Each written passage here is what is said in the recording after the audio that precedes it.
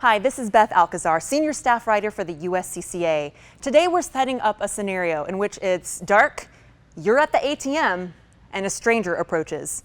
And we're asking the responsibly armed American, what would you do?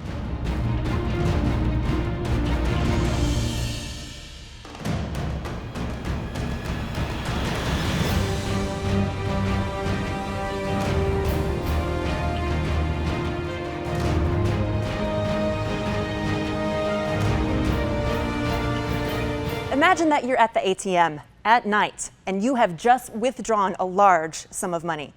A stranger approaches you and grabs you on the shoulder. Quite a scenario. And my first reaction is, what in the world are you doing at night at the ATM withdrawing that kind of amount of money all by yourself? But obviously, we're setting up this scenario for a reason, to make you really think things through. So we did pose this to our Facebook fans, and here are some of the answers we got.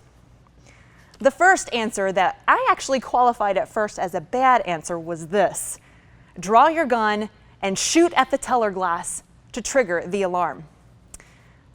Now, the reason why I first decided this might not be a good answer was because why are you drawing and shooting a gun? That's a bad thing. But honestly, you've got to think through this scenario a little bit more carefully. You're at the ATM alone, you have all this money, and someone grabs you. That's out of the ordinary. If this person were legitimately out to hurt you and harm you, and maybe even working with some other guy, these guys usually work in pairs, right? That actually might not be a bad solution. To take your firearm and set off the alarm, it would be kind of like pulling the fire alarm or getting the attention and the help that you need without hurting someone. So instead of maybe automatically disqualifying that answer, it really made me think. Here's another answer we got from Facebook. In this situation, move so the ATM camera can get a shot behind me. Give them the money and call 911 with a good description. I'm not drawing my weapon unless my life literally depends on it, and money is not worth my life. I think this is actually a perfect example of the Shark Tank analogy.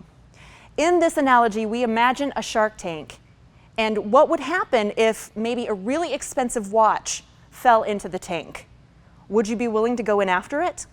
I think most reasonable people would say, absolutely not. It's not worth my life. It's not worth dying for.